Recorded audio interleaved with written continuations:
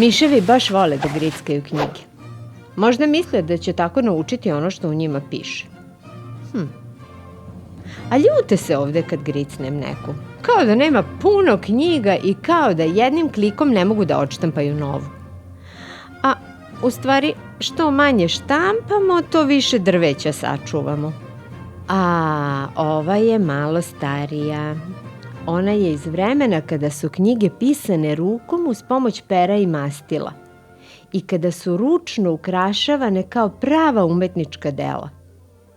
U prošlosti nije bilo baš mnogo ljudi koji su znali da čitaju i pišu.